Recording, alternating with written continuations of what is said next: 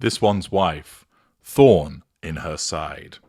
Hello, I'm HG Tudor. Now, before I get into the body of this particular video, how many of you, as soon as you saw the title, in your head you suddenly sang to yourself, "Thorn in my side, you know that's all you ever were"?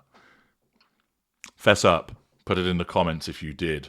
I expect there was quite a lot of you. But who is the thorn in whose side? Well, it is the side of this one's wife, and it's her half-sister, who is not letting go. According to the Mail Online, as written by Jen Smith, Markle versus Markle. This one's wife faces defamation trial after half-sister Samantha claimed she was defamed in order to cover up her false rags-to-riches narrative.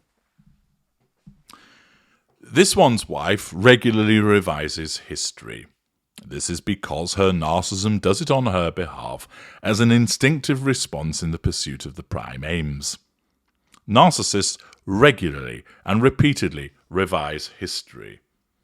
This is because an inconvenient truth can be erased, and it is done by the narcissism on behalf of the narcissist, where you're dealing with an unaware narcissist.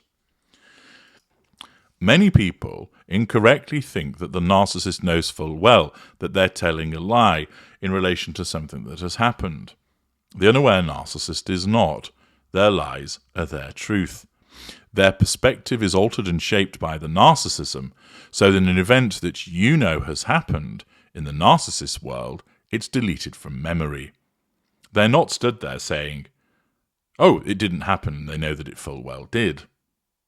In their world, it did not. Because it has to be deleted in order to drive them to deny the existence of something that has happened with total conviction, in order for the narcissism to work.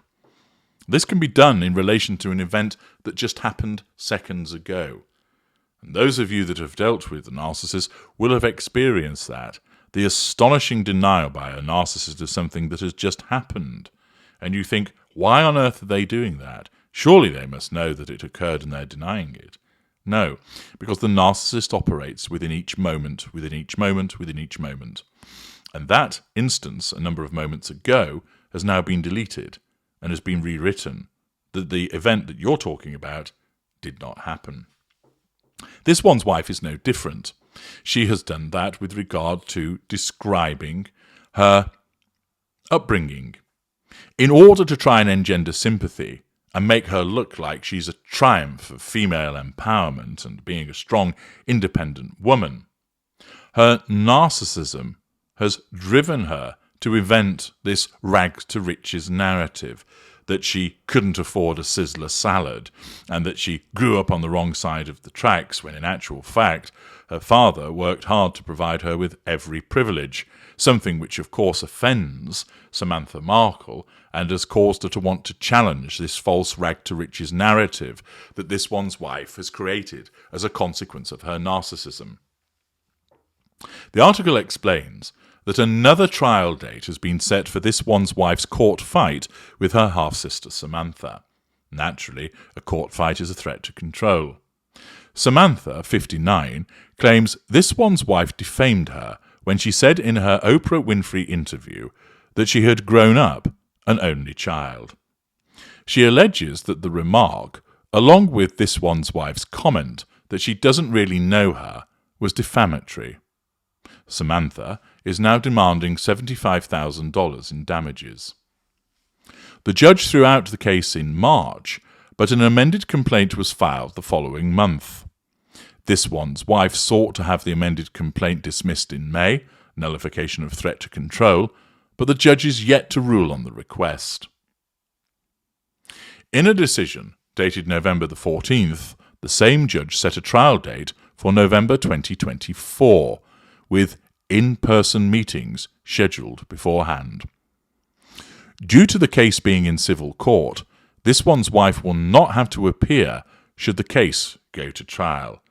And whilst many narcissists find court cases a platform on which they can then pursue the prime aims, and often, in effect, love having that stage of litigation, it's likely, as a cowardly middle mid-ranger, this one's wife will assert control by not attending and have her lawyers do the dirty work for her. Samantha is this one's wife's father Thomas's eldest daughter. The pair have different mothers, the Mail continues. Since this one's wife's engagement to Prince Harry, Samantha has appeared in countless TV and radio interviews. She maintains that the pair were close in childhood, and that she often helped this one's wife with her homework, and took her on trips to the Mall. Once this one's wife started to have success as an actress, she no longer had time for her older sister Samantha, which of course is the shelving dynamic. Her half-sister is a non-intimate secondary source, and in the circumstances, her narcissism deemed that she didn't need to draw fuel from her, or character traits or residual benefits, and that she could control her by placing her on the shelf and leaving her there, which of course offends Samantha Markle because of the affection that she demonstrated toward this one's wife as they grew up. By 2016, the reporter explains that the two had stopped visiting, though there were no bad feelings between them as far as Samantha knew. And that's probably correct. No bad feelings from Samantha, and this one's wife simply dismisses her sister, puts her on the shelf, doesn't think about her, moves on.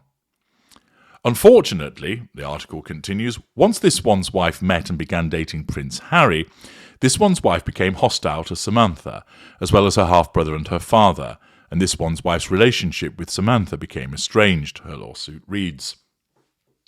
The reason for that is twofold. One, her narcissism deemed don't need these people. In effect, they're on a lower tier to what we're dealing with now. We can clear some space. We've used them on our upward trajectory, particularly the father, but now we don't need them. Furthermore, the narcissism recognised that they were a threat to control, that they may well be able to say things about her which the narcissism deems to be untrue, even though they are actually accurate, but has to nullify those threats to control because they would affect the narrative that this one's wife was putting forward and cause her problems.